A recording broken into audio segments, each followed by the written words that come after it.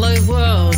I'm Hayley Solich. I'm your host, and this is the Gold Digger Podcast, where we're digging the dirt and finding the gold in people's lives.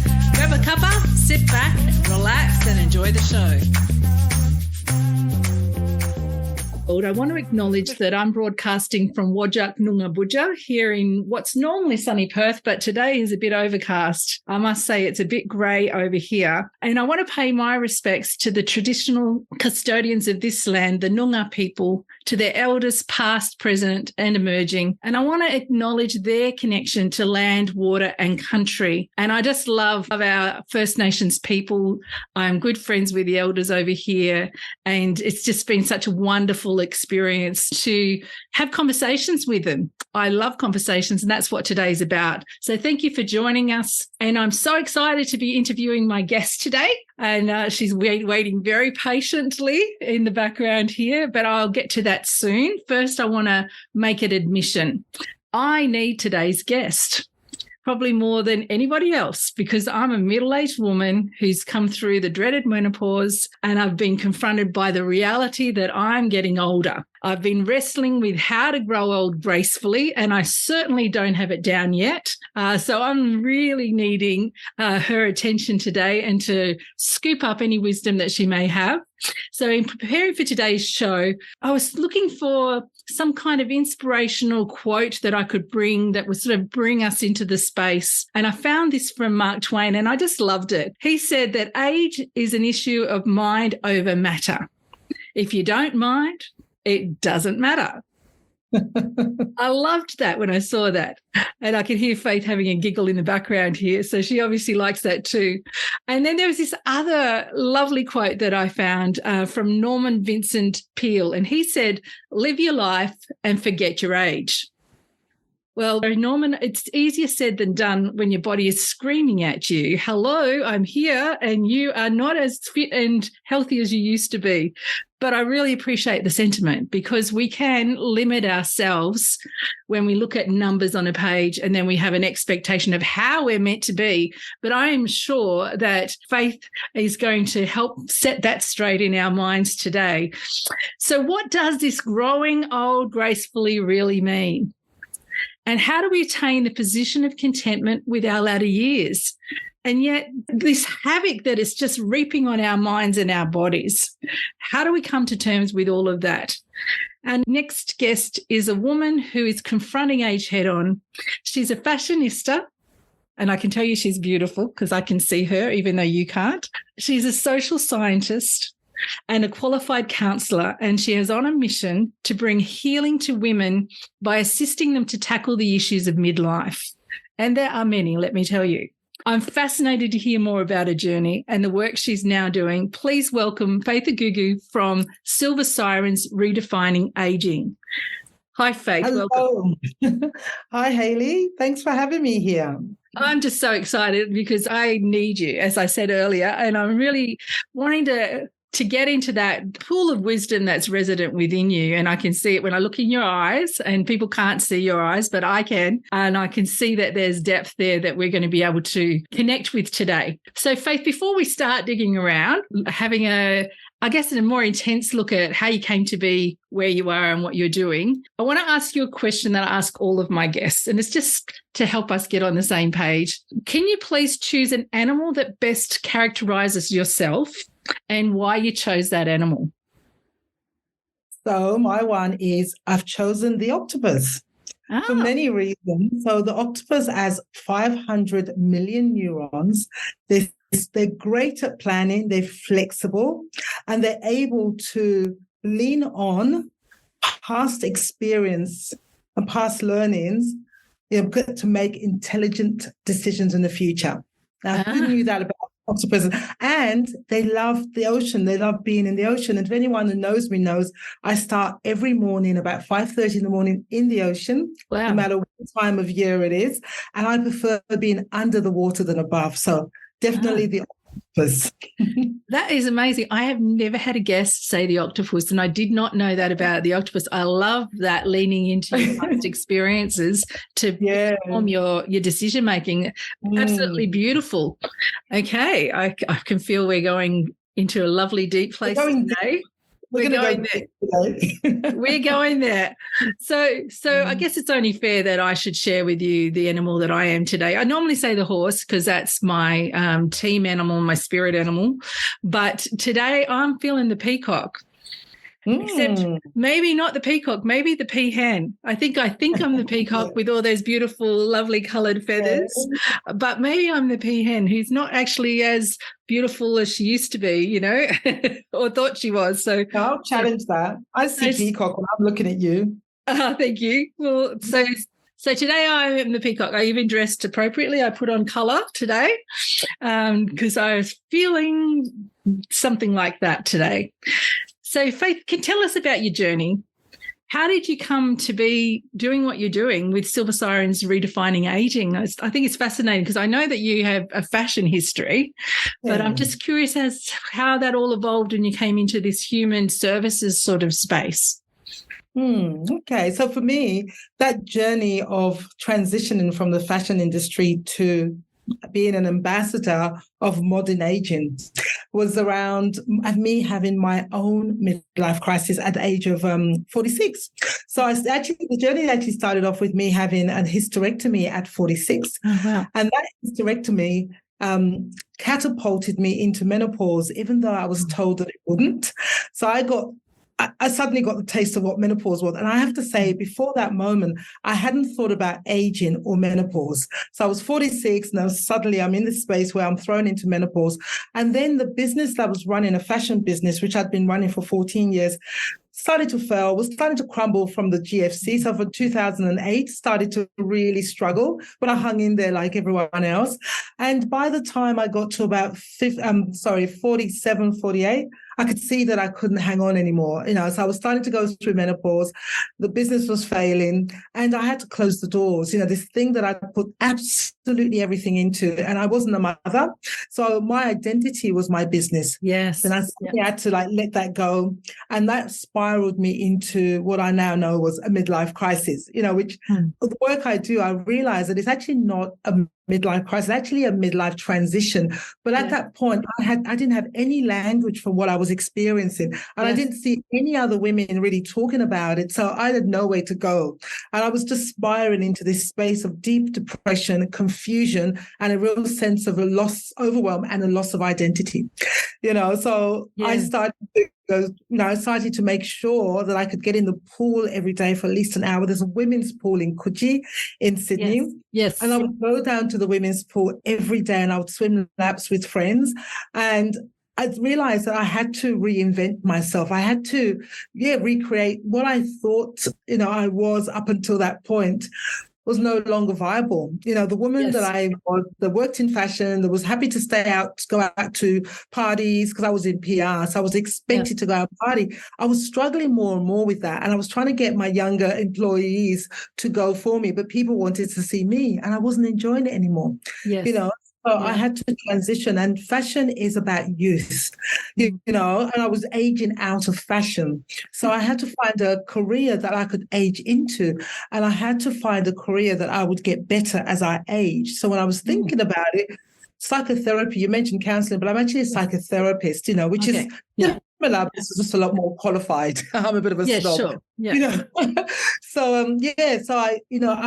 I had a list of criteria of what I wanted the next job to be. And number one was that I would get better as I aged. 2, that I could sit down, because in fashion, we were always running around and standing up. And 3, that it was well paid. By the end of my business, I was paying everybody, but not myself. So they were my 3 criteria that my next career had to be. So I went to uni and trained as a psychotherapist. And it's through that work that I was confronted, and I say confronting because it really was a confrontation, with women who were coming to see me for therapy. They were depressed, anxious, less loss of identity, the things that I had gone through before, but theirs was specific around age. So they were really depressed because they were aging, and they were saying things like, no one looks at me, I'm now invisible, my body has changed and it's uncomfortable. No matter how hard I try, I can't make it do what I wanted to do. Yes.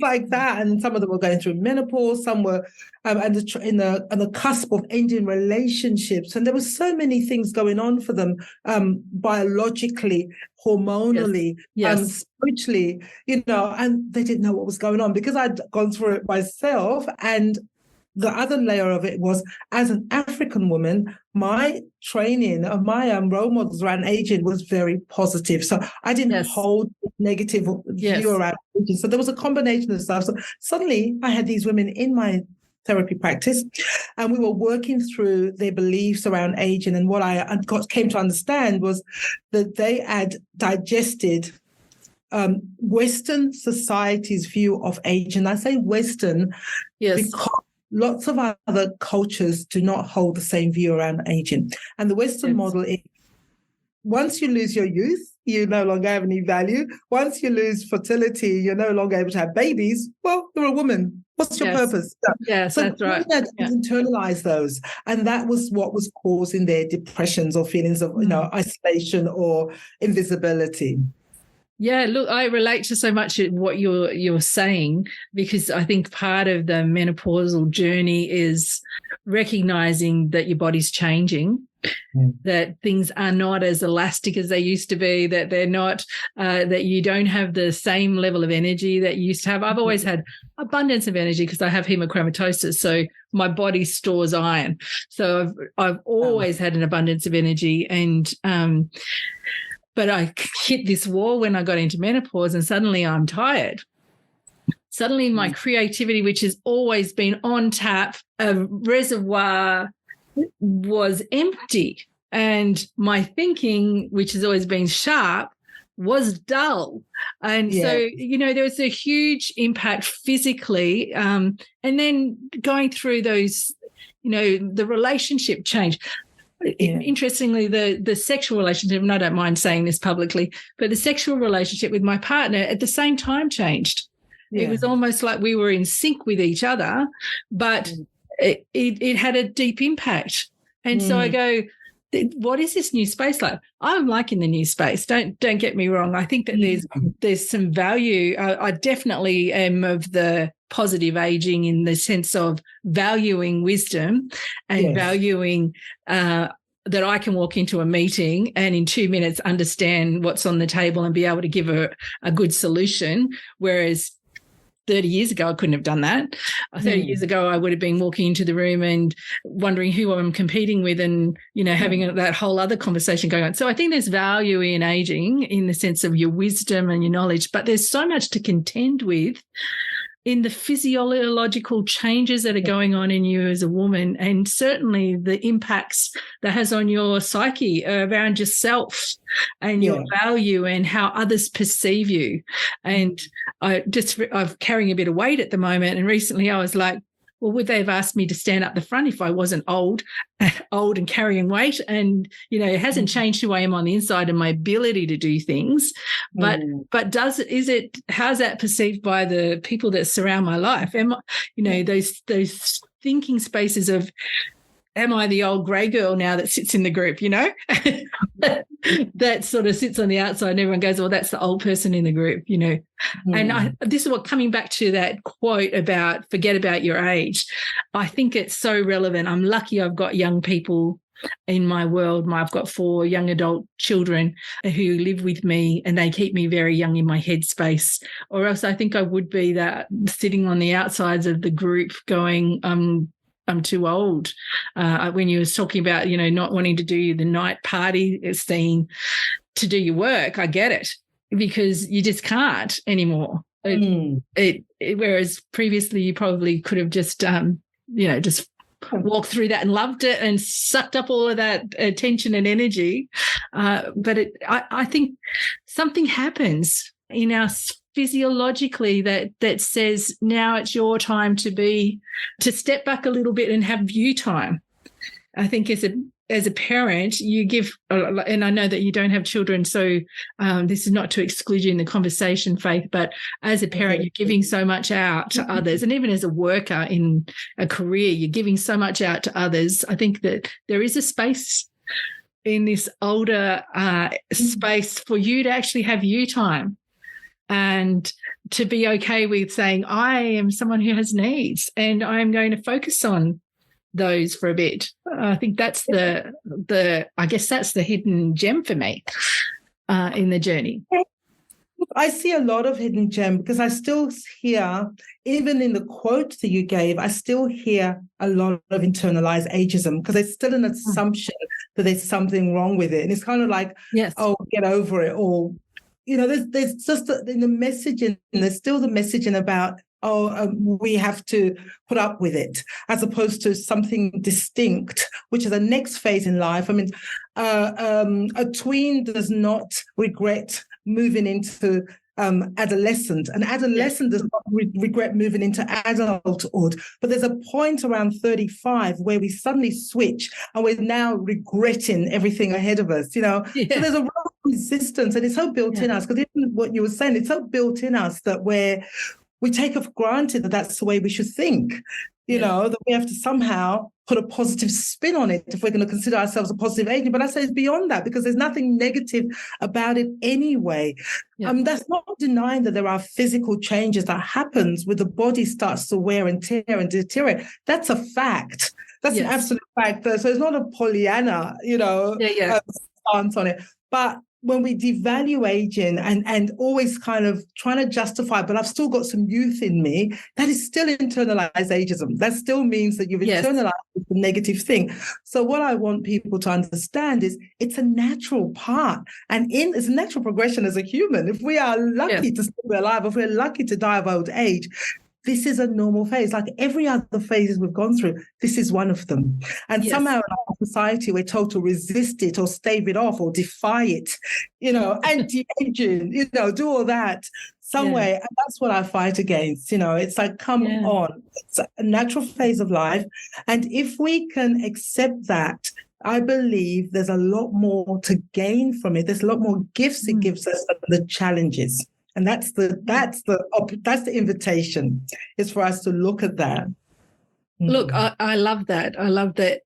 I'm hearing what you're saying, because what you're saying to me is, this is not about you're old, but you're going to still be young. Yeah. Even though you're old, you can still do young things. You can dress young. You can act young. And I'll give you an example of that. Middle age, I separated from my partner for a little bit of time. And so I was with my kids and we went down to the beach.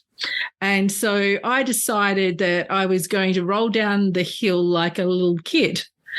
And I did, but I didn't account for me not being the little child I was in a little child's body, but being a bigger, heavier woman. And I rolled down the hill, but I got so much momentum, I winded myself. And so that I did that because I wanted to feel young and free again. But I don't need to do that. Is the message that I think I'm getting from you, is that you don't need to you can if you want to, but you don't need to be expressing the youthful thinking space in ways that are unhelpful to you, I guess is probably the right way, because that was really unhelpful to me to roll down that hill. I was just a spectacle. Do you know what I'm saying? And exuberance doesn't have to be limited to youth. There's a way for us to be exuberant in a way in our bodies at the version that we are in. I'm a 58-year-old woman and I can do exuberance that is comfortable in my body without trying to do the 20-year-old version of exuberance, you know? Yes, that's a beautiful way to summate what I was trying to say.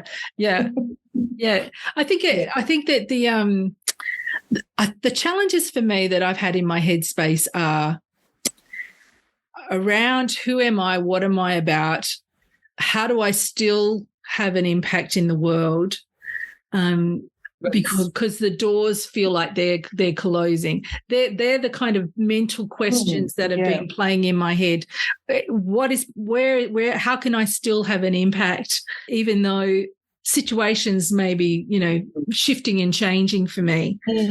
Because I grew up sitting at the table with my grandparents and being surrounded by the wisdom of elders in my life. But I don't see that as being as encouraged now in our community as it should be.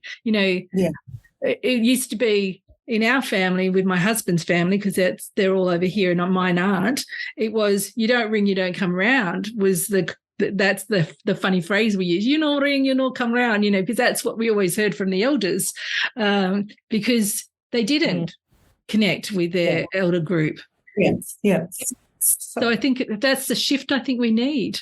Yeah, well, I'm privileged to come from a culture that respects that. So there's a beautiful African proverb that says, when an old person dies, a library dies with them. Yes. So in that, we can teach people to absolutely value and appreciate the wisdom of the ones that have gone before us.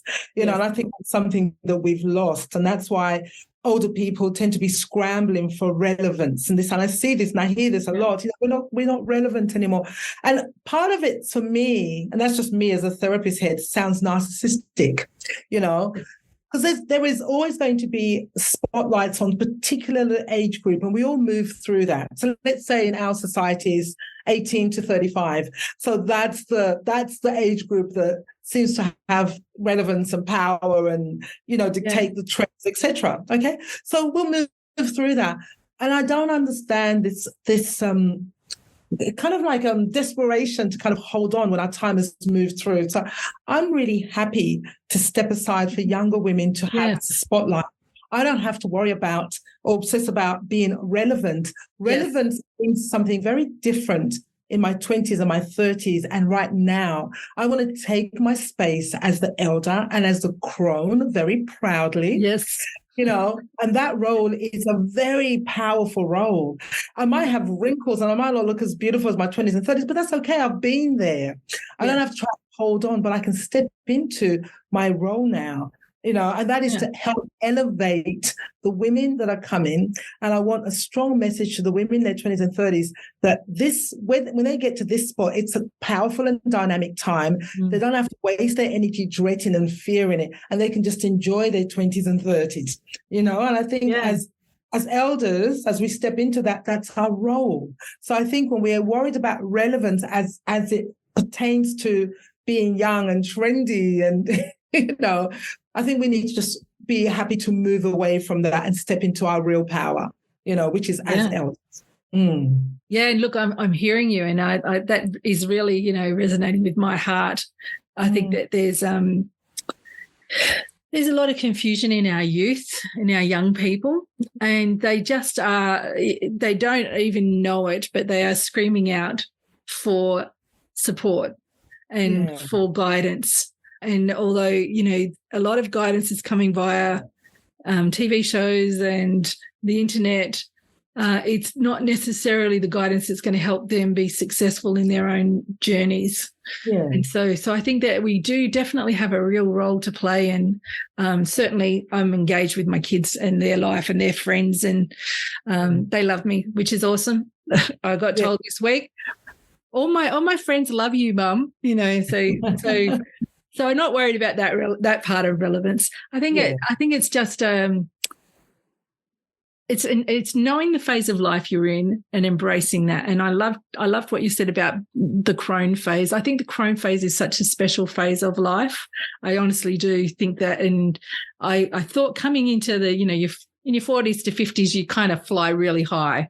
That's like peak performance time for me. That was the peak performance. That's when I had real mental clarity and I was kicking goals and I knew my stuff.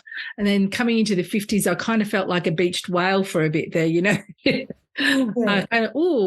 I've landed somewhere. I'm not sure this is where I'm meant to be. I don't feel like my environment doesn't feel the same. And so it's transition. Yeah. Definitely transition time. Yeah, it's transition, and it is for most of us an existential crisis, and it is a kind of an emotional inventory of our lives. And I think that's a natural thing to go through is for us to stop and assess all of the decisions I've made up to now. Do they serve me still? Most of them will serve me then, because my focus was around creating a life that I can bring my children up, look after us all, have the finances. Those were my sets of criteria for most of us. But when we get to this transition now, it's about legacy. It's about purpose. It's about doing work that really sings to our heart and aligns with our values. That's the bottom line. Yes. And it's a beautiful time. I cannot stress that enough, as I move into it. I love it. It's the best. But I went through my existential crisis, and I was at that gateway of, what's ahead of me? So it's a very natural phase that we go through. I'm curious. I've done a lot of work in the sexual health space and gynecology with an awareness campaigner.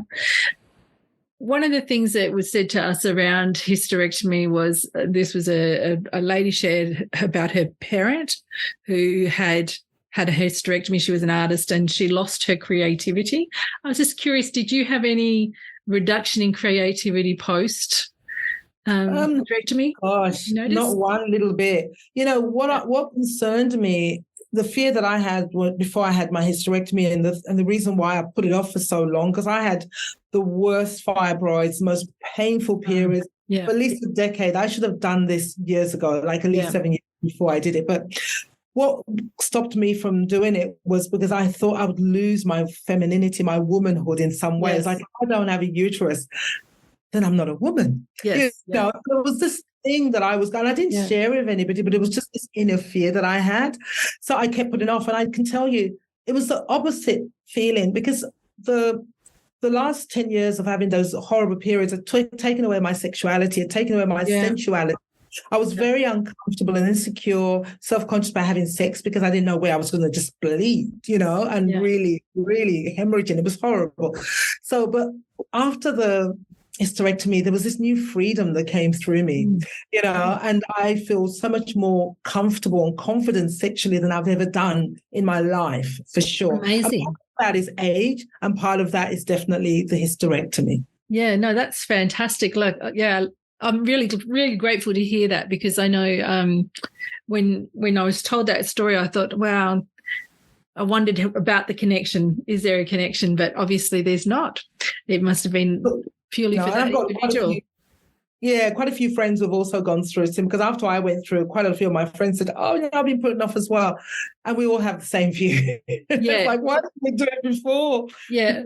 No, that's amazing. So can you just give us a little picture of what has been your greatest joy in your journey? I know that you've had some hard things to get through, obviously, with fibroids. Fibroids are painful. So and the not having children, I had to go through a really difficult process of reconciling, coming to peace with that. That was probably one of the hardest things I ever went through. But I know your question is about the joy. Sorry. You talk about that if you want to talk about that. Yeah, well, I think it's really significant, because I think there will be women listening who are past the childbearing age, and a lot of women do say to me, do you ever come to peace with that, with not being a mother? And I tried all the way up to the age of 45. I didn't have relationships that were conducive to bringing in a child. I didn't, but I was so desperate that I was able to. I was willing to turn, shove the round peg into the square hole. I was just willing to make the relationship work, because I wanted to have a child so much, But I was 45, and I'd been to IVF, was told that I had a couple of eggs left. My then partner also went to IVF after much bullying and cajoling from me. He eventually agreed to. And then, we'd done all the prep. And then I just had this light bulb moment that just went, when my child, if I got pregnant at 45, say I have a baby at 46, when my child is a teenager, I will be in my 60s. I will not have as much energy. I did not believe, and I know other people can, but for me, I did not believe I would have the energy, the patience, the tolerance to be able to give my child the very best. And it was just like a very clear decision. And I just made the decision in that moment that no, this was not meant for me.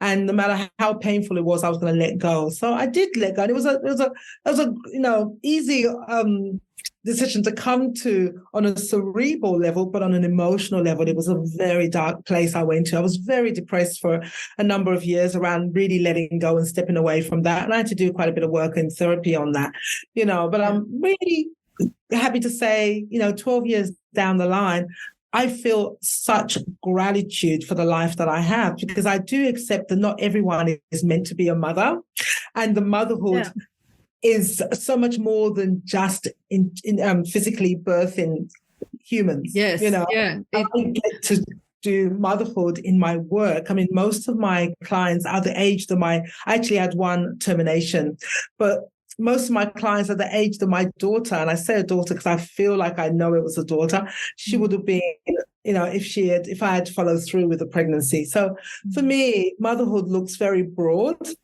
and absolutely.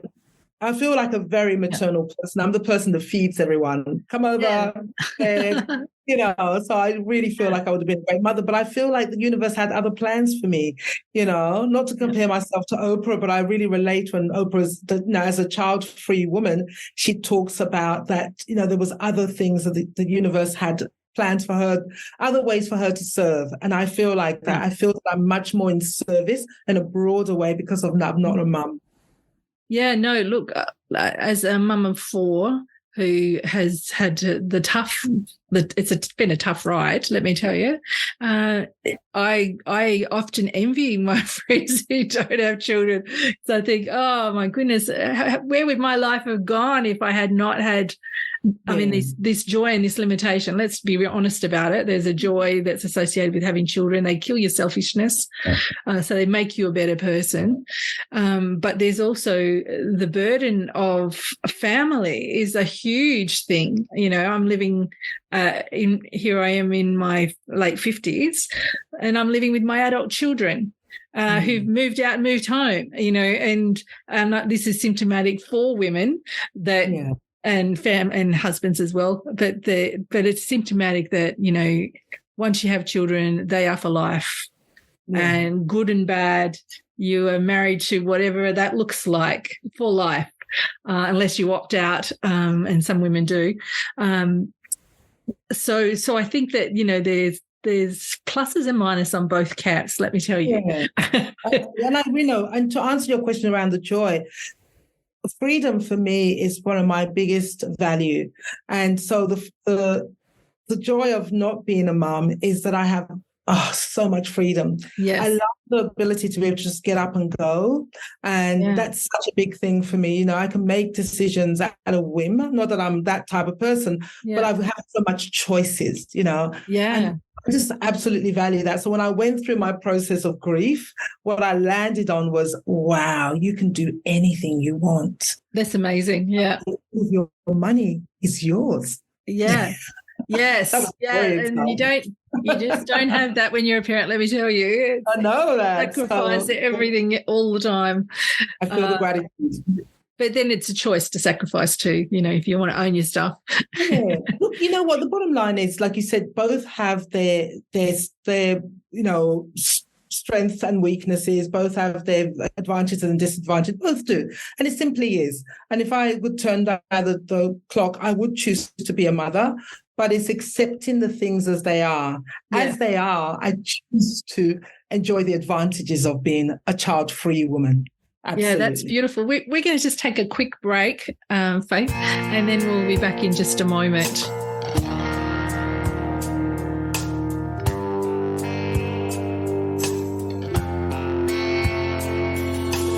Voices going round in my head. I don't believe them. Don't believe what they said. But the light is calling. It's calling. Someone help me to find my way.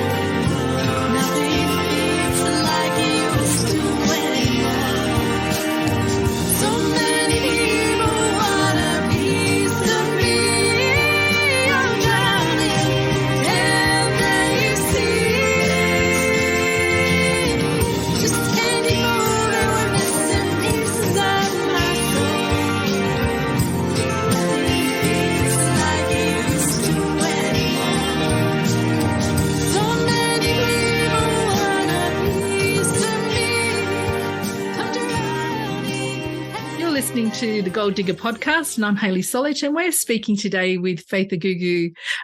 Faith, it's been lovely having this conversation, this rich conversation about aging gracefully, and I love your perspectives. And I'd just like to understand a bit more about what your core messages are in the work that you're doing with women. So would you like to just sort of share a little bit about that?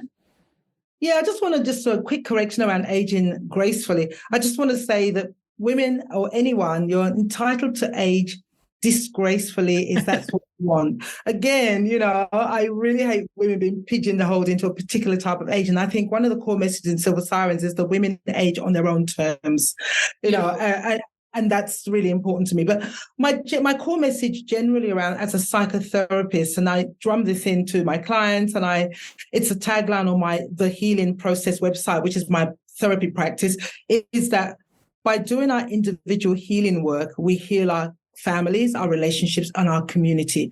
And I say that because I think that we can kind of think that other people are the problem and they should do the healing. And quite often I have clients come to me and say, my partner needs to go therapy. And I just go, no, everything begins with us. If we all individually take responsibility for our healing or growth journey, there will be change in our relationships and families and communities. That's a given, So yes. I think at the core it's about taking responsibility for the journey.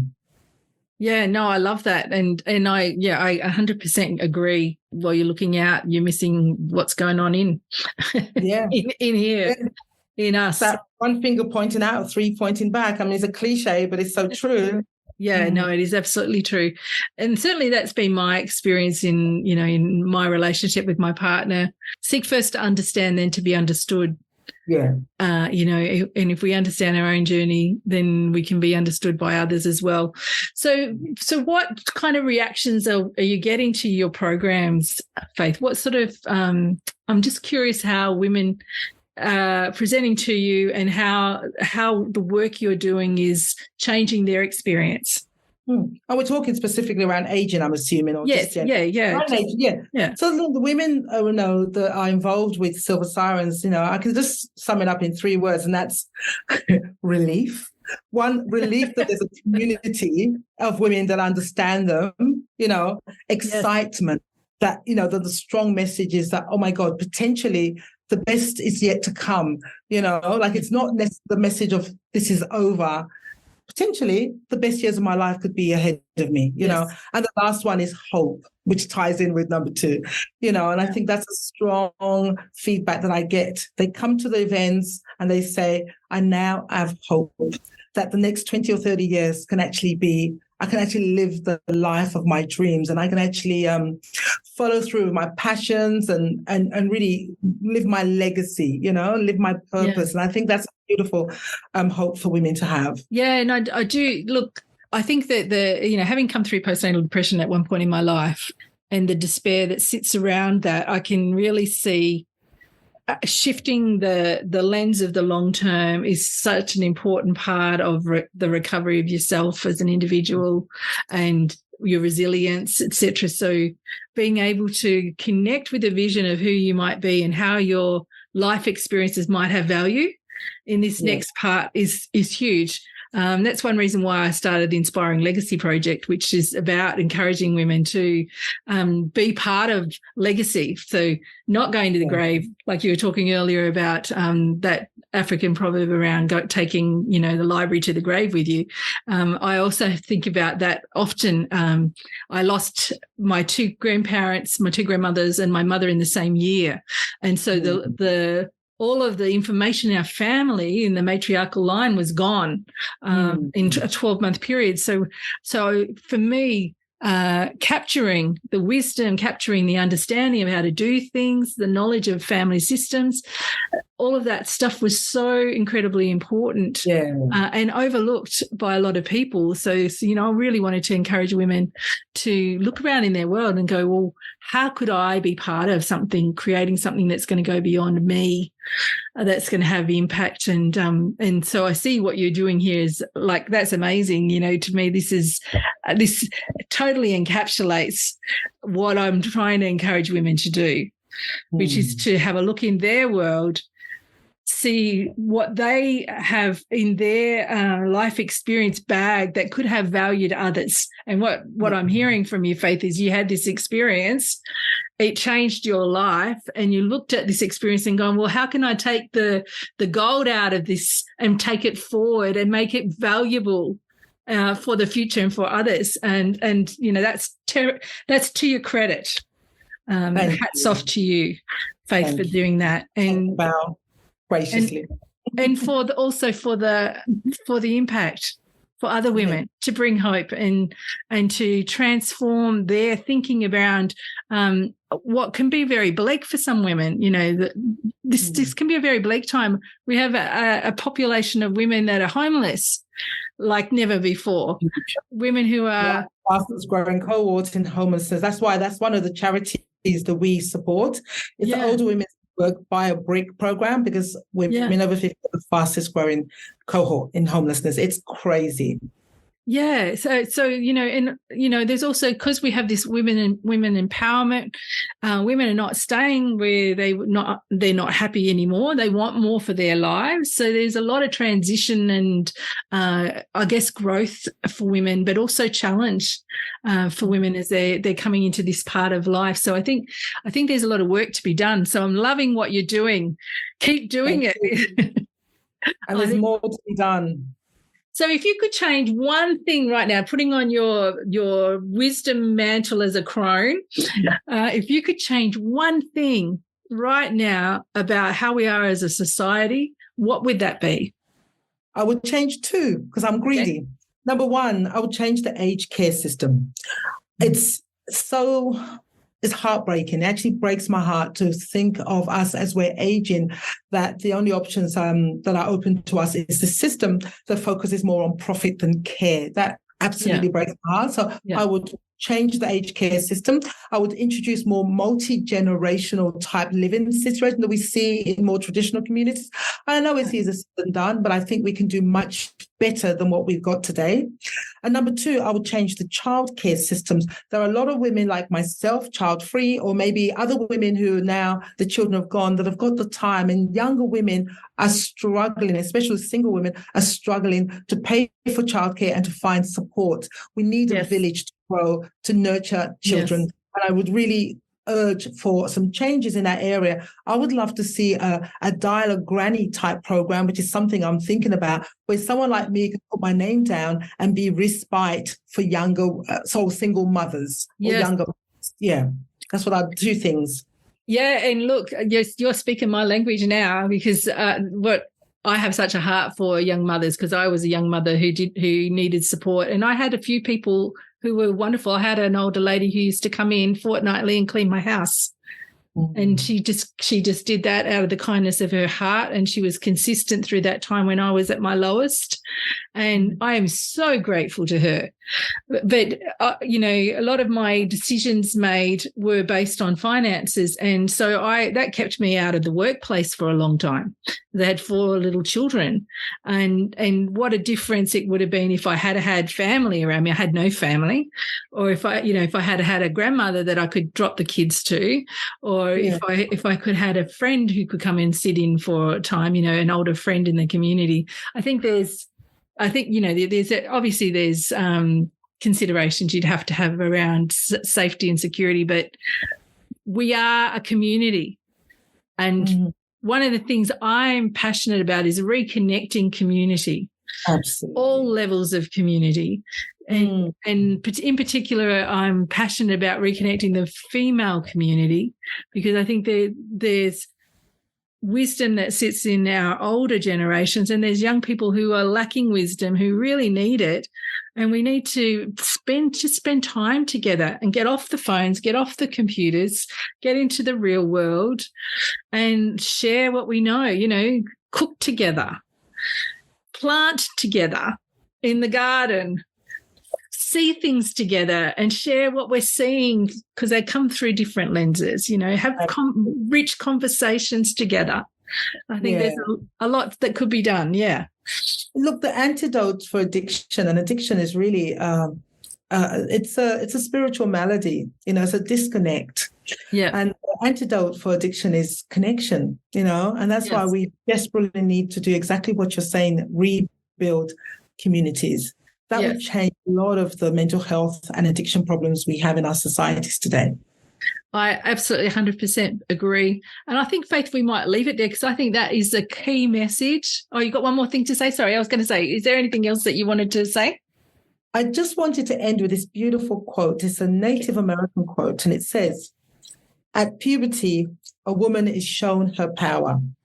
Through menstruation, she exercises her power. And at menopause, she becomes her power." I love that. I absolutely do love that. So I'm powerful today. Woohoo! Yay! Look, Faith, thank you so much for having this conversation. It's challenged me to have a think and to reframe.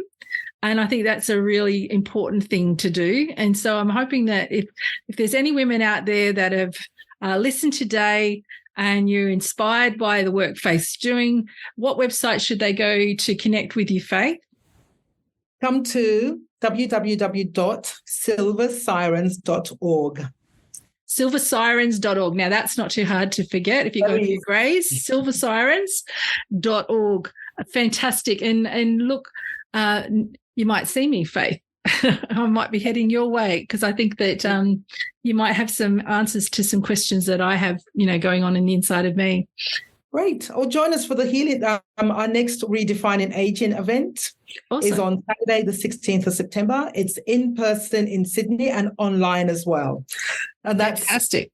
Saturday, the 16th of September. And yes, beautiful day. And the theme this year is Never Too Late. We've got some amazing speakers sharing about their journey of Never Too Late, including the beautiful author Jane Caro. Oh, fantastic. Well, I've written it down. It's going in my diary. Awesome. Wonderful. Thanks so much, Faith. I really appreciate your time and all the best for what you do in the future with Silver Sirens. Thank you. Hi, you've been listening to the Gold Digger podcast. I'm Hayley Solich, your host, and we've been speaking to Faith Agugu from Silver Sirens Redefining Aging. If you've enjoyed today's podcast, please consider liking, sharing, or following us, and we'll be back again with the next episode. Thank you.